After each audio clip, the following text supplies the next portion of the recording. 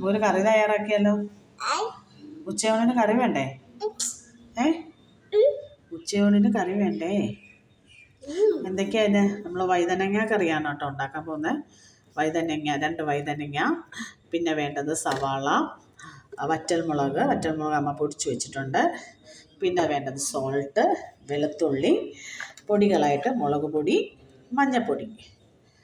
അപ്പം അമ്മ തയ്യാറാക്കട്ടെ? Vegetable cut ചെയ്തെടുക്കട്ടെ? കുരുത്തക്കേട് കാണിക്കോ? അടങ്ങിയിരിക്കണേ. നീ ആ ചെയറിലോട്ടിരിക്കുമോ?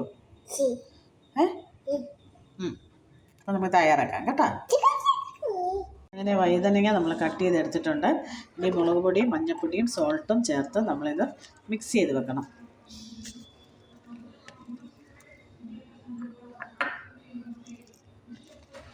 എടുത്ത് നന്നായിട്ട് അരപ്പ് പുരട്ടി വെക്കണം.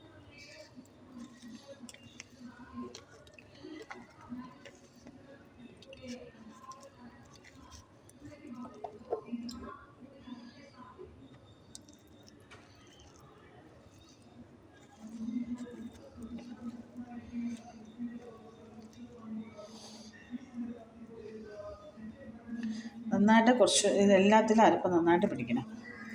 അരപ്പിട്ട് വെക്കാം. പാൻ അടുപ്പത്തേക്ക് വെച്ചു, ഓയിൽ ഒഴിച്ചു.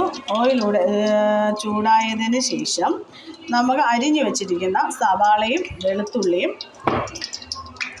ഇതിലേക്ക് ഇട്ട് കൊടുത്ത് വറുത്ത് കോരി മാറ്റണം. എന്തോ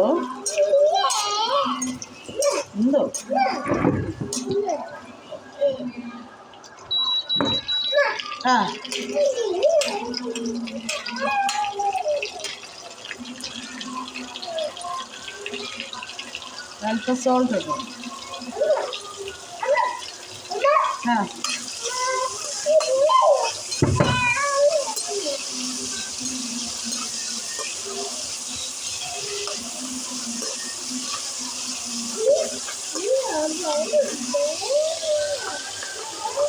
കരിവേപ്പിലൂടെ ഇട്ട് കൊടുക്കാം.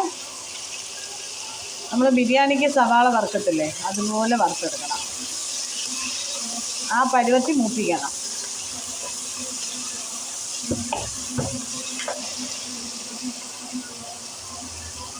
നന്നായിട്ട് മൂത്തിട്ടുണ്ട്. ഇതിലേക്ക് നമ്മൾ വറ്റൽമുളക്, ഞാൻ പൊടിച്ചതാണ് ചേർക്കുന്നത്, അല്ലാത്തതും ചേർക്കാം. ഒരല്പം വറ്റൽമുളക് ചേർത്ത് കൊടുക്കുന്നുണ്ട്. അത് വറ്റൽമുളക് കുറച്ച് മൂത്തതിന് ശേഷം നമ്മളിത് വറുത്ത് കോരി മാറ്റി വയ്ക്കണം. എന്നാ മുളക് അമ്മ ഈ കറി തയ്യാറാക്കി എടുക്കട്ടെ. പഞ്ചസാര പിന്നെ തരാം.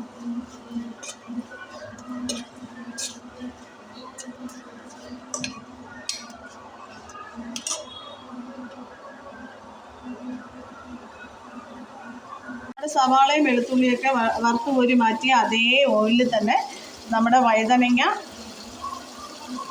വറുത്ത് കോരണം. വറുക്കാൻ വേണ്ടി ഇട്ടേക്കുവാണ് കേട്ടോ സുഹൃത്തുക്കളെ.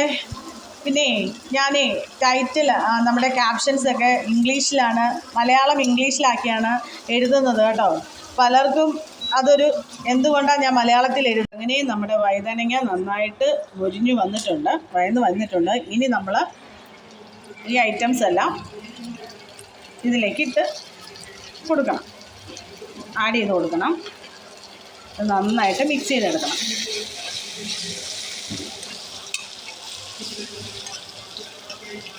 ചോറിൻ്റെ കൂടെയൊക്കെ കഴിക്കാൻ പറ്റിയ ഒരു അടിപൊളി ഡിഷാണ്. നിങ്ങളും ട്രൈ ചെയ്ത് നോക്കണം സുഹൃത്തുക്കളെ. അതുകൊണ്ട് എനിക്ക് മലയാളം അറിഞ്ഞുകൂടാത്തത് കൊണ്ടല്ല കേട്ടോ ഞാൻ ക്യാപ്ഷൻസൊക്കെ മലയാളം ഇംഗ്ലീഷിലേക്ക് എഴുതുന്നത്. എൻ്റെ ഫോണിൽ മലയാളത്തിൻ്റെ കീവേഡ്സ് ടൈപ്പ് ചെയ്യുമ്പോഴത്തേക്കും എല്ലാം മാറിപ്പോവുകയാണ്.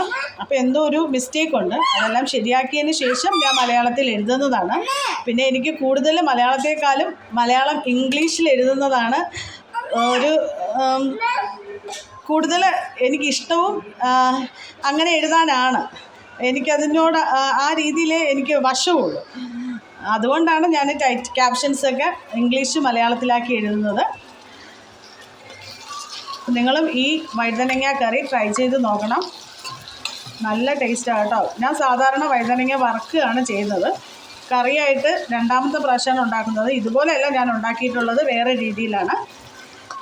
അപ്പോൾ നമ്മുടെ വഴുതനങ്ങ കറി റെഡിയായി.